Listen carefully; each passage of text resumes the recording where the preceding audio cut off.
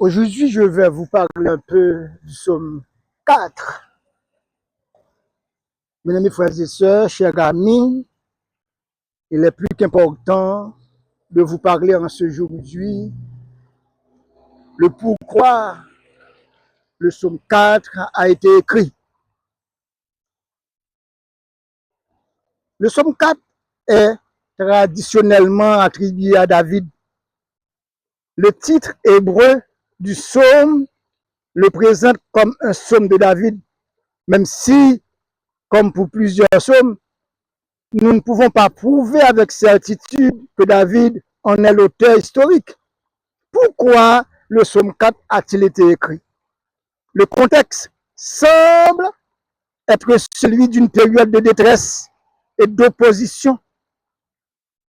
David s'adresse à Dieu alors qu'il est entouré de personnes qui le calomnient, recherchent le mensonge et mettent leur confiance dans des choses matérielles plutôt qu'en Dieu. On peut résumer son message ainsi, versets 2 et 3. David crie à Dieu dans sa détresse et dénonce ceux qui recherchent la fausseté. Versets 4 et 6, il rappelle que Dieu écoute celui qui se trouve vers lui et invite les autres à abandonner le péché et à faire confiance à Dieu. Verset 7-9. Malgré ses difficultés, David trouve une paix profonde parce qu'il sait que Dieu le protège.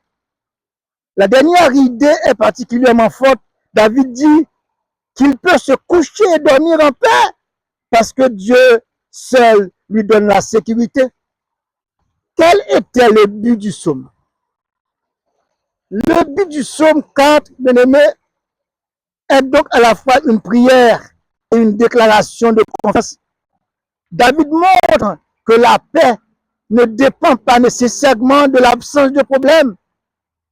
Elle vient de la certitude que Dieu entend, accompagne et protège.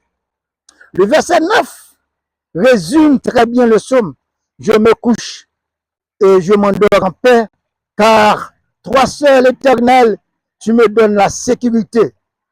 Il est également intéressant de voir le lien avec le psaume 3, qui est lui aussi attribué à David et qui parle d'une situation de grande opposition. Ensemble, il montre que David passe de l'angoisse à la confiance, puis au repos. Bien-aimés chers frères et sœurs, voici le psaume 4 dans la tradition de David Martin qui est dans le domaine public. Confiance de David en Dieu au milieu des plus grands dangers. Psaume de David donné au maître chantre pour le chanter sur une guinotte. Ô Dieu de ma justice, puisque je crie, réponds-moi. Quand j'étais à l'étroit, tu m'as mis au large, aie pitié de moi et exaucez ma requête. Jean d'autorité, jusqu'à ma gloire sera-t-elle diffamée? Jusqu'à quand aimerez-vous la vanité et chercherez-vous le mensonge? Or, sachez que l'Éternel a choisi un homme, un bien-aimé. L'Éternel m'exaucera quand je crierai vers lui. Tremblez et ne péchez point. Pensez en vous-même sur votre couche et demeurez tranquille. Sacrifiez des sacrifices de justice et confiez-vous en l'Éternel. Plusieurs disent, qui nous fera voir des biens? Lève sur nous la clarté de ta face, ô Éternel. Tu as mis plus de joie dans mon cœur qu'ils n'en ont autant que leurs froment et leurs meilleurs vins ont été abondants.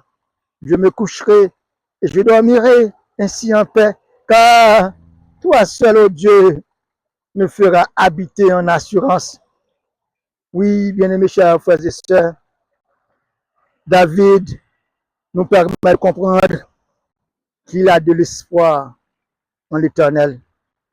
Je me couche et je m'endors en paix, car toi seul, ô Éternel, tu me feras habiter en assurance. C'est là que nous mettons fin à Somme 4 là, et demain on apprend Somme 5 là. Merci. Bye.